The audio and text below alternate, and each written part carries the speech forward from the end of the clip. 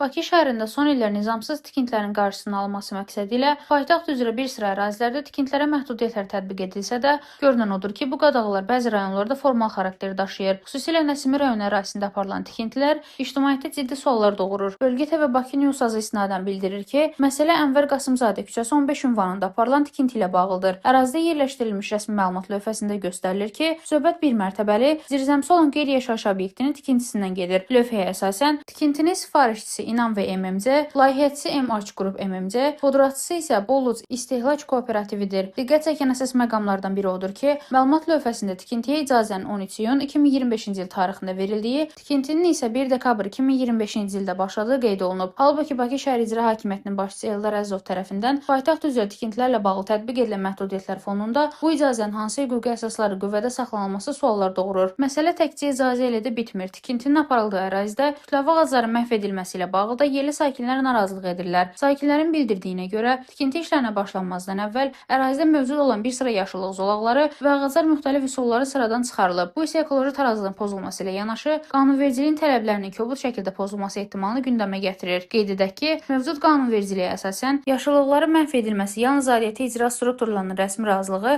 və kompensasiya mexanizmləri əsasında mümkündür. Lakin sakinlər iddia edirlər ki, nə onlara əvvəlcədən məlumat verilib, nə də ərazidə ağacların köçürülməsi və ya bərpası ilə bağlı hər hansı lövhə və ya açıqlama təqdim olunub. Ən çox müzakirə olunan məqamlardan biri isə Nəsimi rayon ərazisində tikintilərə nəzarətin faktiki olaraq müəyyən şəxslərin xeyir duası ilə həyata keçirildiyi barədə iddialardır. Məlumatlara görə rayon ərazisində bir çox tikinti prosesləri Nəsimi rayon İcra Hakimiyyətində tikintilərə nəzarətə cavabdeh olan Zahid Xəlilovun razılığı olmadan mümkün deyil. Bu iddialar isə dövlət idarəçiliyində şəffaflıq prinsipinə ziddir. Ortaya ciddi suallar çıxır. Əgər Bakı şəhər üzrə tikintiyə qadağa qüvvədədirsə, bu obyekt hansı əsasla inşa olunur? Rayon İcra Hakimiyyətinin müavini Bakı şəhər merinin rəsmi tapşırıqlarının hansı səlahiyyətlər nəzərə alınmır? Ağacların məhv edilməsi ilə bağlı müvafiq icazələr mövcuddurmu? Yoxsa ekoloji qanunvericilikdə pozulub? Ekspertlərin fikrincə, əgər şəhər üzrə rəsmi tikinti məhdudiyyəti varsa, bu qadağa bütün rayon icra hakimiyyətləri üçün məcburidir. Eyni zamanda yaşıllıqların qanunsuz məhv edilməsi inzibati məsuliyyətlə yanaşı, müəyyən hallarda cinayət məsuliyyəti də yarada bilər. Məsələ ilə bağlı Bakı şəhər İcra Hakimiyyətinə, Nəsimi rayon İcra Hakimiyyətinə, Dövlət Şəhər Salma və Arxitektura Komitəsinə, eləcə də Ekologiya və Təbii Sərvətlər Nazirliyinə rəsmi sorğular ünvanlanıb. Qarşı tərəflərin mövqeyini dərc etməyə hazırıq. Mövzu diqqətə saxlanılır. Rəna Rövşən qızı, Bölgə TV.